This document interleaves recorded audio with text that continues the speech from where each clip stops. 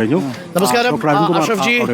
നമ്മളുടെ 10-ാം തീയതിയുള്ള പ്രതീക്ഷയും ഇപ്പോൾ ഒന്ന് മങ്ങുകയാണ്. പ്രതീക്ഷകൾ പക്ഷേ നാളെ ഒരു ദിവസം കൂടി നമുക്ക് ബാക്കി നിൽക്കുന്നു അല്ലേ? തീർച്ചയായും നമ്മളെല്ലാവരും, എൻ്റെ കൂടെ ജിതിനുണ്ട്, ഏറ്റവും വേദനിക്കുന്ന ഒരു മനുഷ്യൻ. നമ്മൾ ഇന്നലെ ആ ട്രക്ക് കണ്ടു എന്ന് ഔദ്യോഗികമായി റവന്യൂ മന്ത്രി പറഞ്ഞ നിമിഷം മുതൽ ഇന്നത്തെ ഒരു ദിവസത്തിന് വേണ്ടിയാണ് നമ്മളെല്ലാവരും കാത്തുനിന്നത്. പക്ഷേ ഞങ്ങളെല്ലാവരും ആ സ്പോട്ടിലുണ്ടായിരുന്നു. ബഹുമാന്യ MK രാഘവൻ MP ഉണ്ട്, നമ്മുടെ സച്ചിൻ ദേവും ലിന്ദു അടക്കമുള്ള MLA മാരുണ്ട്, ഇവിടുത്തെ ഡിസ്ട്രിക്ട് കളക്ടറും സതീഷ് ശൈലും SP അടക്കമുള്ള ആളുകൾ. ഇന്ന് ഇന്ദ്രപാലിൻ്റെ ഡ്രോൺ ഉപയോഗിച്ചുള്ള തെരച്ചിൽ, ഹെലികോപ്റ്ററുകളുടെ തെരച്ചിലൊക്കെ കഴിഞ്ഞുവെങ്കിലും വീണ്ടും ഇന്ന് വൈകുന്നേരം എത്തുമ്പോൾ നമുക്ക് ട്രക്ക് മുകളിലേക്ക് കൊണ്ടുവരാൻ കഴിഞ്ഞിട്ടില്ല. അദ്ദേഹം ഔദ്യോഗികമായ ഒരു പത്രസമ്മേളനം ഇപ്പോൾ നടത്തി. ആ പത്രസമ്മേളനത്തിൽ അദ്ദേഹം ഇൻ ഡീറ്റെയിലായി അദ്ദേഹത്തിൻ്റെ ടെക്നിക്കൽ വശങ്ങൾ മുഴുവനും അദ്ദേഹം വിശദീകരിച്ചു. 100% നമ്മളെ സംബന്ധിച്ചിടത്തോളം ട്രക്ക് എന്നല്ല, നമുക്ക് അർജുനാണ് തിരിച്ചു കിട്ടേണ്ടത്.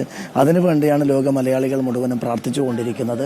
തീർച്ചയായും നാളെ ഇപ്പോൾ രാവിലത്തോടു കൂടി അവരിപ്പോഴും പറയുന്നത് വലിയ രീതിയിലുള്ള അടിയൊഴുക്കാണ് വെള്ളത്തിൻ്റെ, അതിലേക്ക് എത്താൻ കഴിയുന്നില്ല, ഉക്സ് കൊണ്ട് അത് ഘടിപ്പിക്കാൻ കഴിയുന്നില്ല എന്നുള്ള പല പ്രതിസന്ധിയുടെ കാര്യങ്ങളാണ് പറഞ്ഞുകൊണ്ടിരിക്കുന്നത്.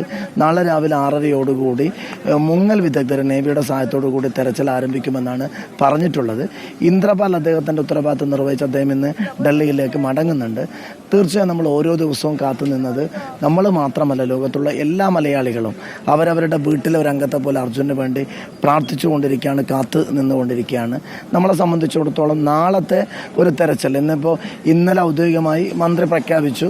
കളക്ടറും മറ്റുള്ള ആളുകളുടെ സാന്നിധ്യത്തിൽ മാധ്യമങ്ങളോട് ഞങ്ങൾ ട്രക്ക് കണ്ടു എന്ന് പറഞ്ഞു. ഇന്നേതായാലും നമ്മുടെ അതേ ട്രക്ക് എന്ന് അവർ ഉറപ്പുവരുത്തിയിരിക്കുകയാണ്. നാളെയോടുകൂടി നമുക്ക് എന്തായാലും അർജുനെ നമുക്ക് തിരിച്ചു ലഭിക്കുമെന്ന് പ്രതീക്ഷിക്കാം.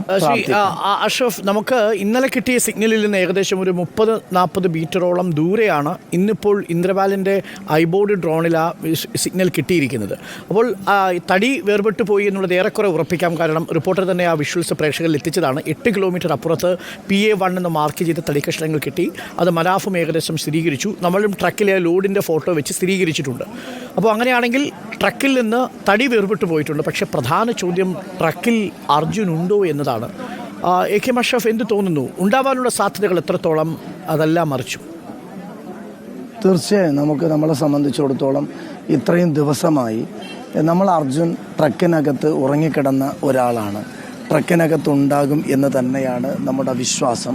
അവിടെ നിന്ന് കിട്ടുന്ന ഞങ്ങൾ അതിൻ്റെ അകത്ത് സ്പോട്ടിൽ സംസാരിക്കുന്ന സന്ദർഭങ്ങളിലൊക്കെ ഈ ട്രക്കിനകത്ത് തന്നെ അർജുൻ ഉണ്ടാകുമെന്ന് നമ്മളിപ്പോഴും വിശ്വസിക്കുകയാണ്. അതേ പ്രതീക്ഷയിലാണ് നമ്മളുള്ളത്.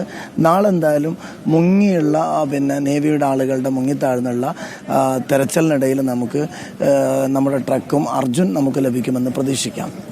ഓക്കെ, എന്തായാലും AK അഷ്റഫ് നാളെയും അവിടെ തുടരുമല്ലോ അല്ലേ? തീർച്ചയായും.